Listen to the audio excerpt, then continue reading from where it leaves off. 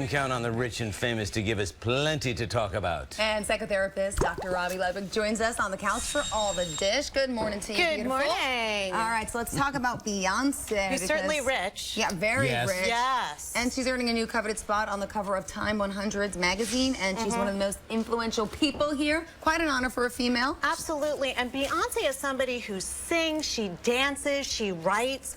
So she really is the whole package. She's a feminist, she's classy. So I think they really did well in choosing somebody who has just a well-rounded kind of image. But, you know, which adds more significance to the fact that, you know, obviously in the gender war, she's on top and she's the cover of the magazine. But you know what? She's also a mom. Yes. And she's also a smart businesswoman. Yes, absolutely. She's got so many facets like a diamond that she's hard not to love. She's part of a power couple, and what's interesting about Beyonce is she doesn't tweet a lot.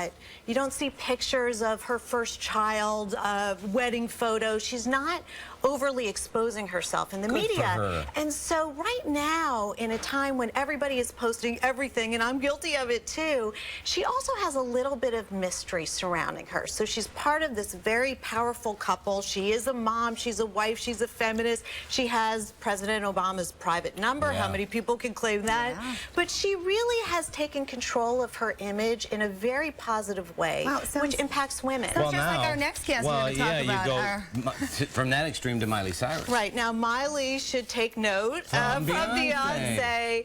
Miley Cyrus, thank goodness, is out of the hospital. How's She's she doing? feeling much, much better. She's still very, very upset the way the media treated her, assuming that her allergy was somehow fake. And she said that she was very sad that she could not perform in front of her fans. And I have to tell you, the girls in the 11 to 15-year-old age range really love her. They really love her work. And so what I would advise for Miley is, if you want the press to believe you, and they can say anything they want, she really needs to take control of her image. If she wants to be artistically extreme, great.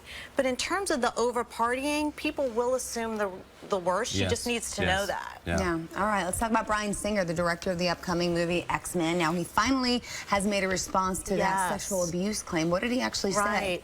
So Bryan came out and said that there's a lawsuit out against him claiming that he sexually abused a young boy. He is stating that this is in fact not true. His lawyer stated he was not even in Hawaii at the time the claims were made.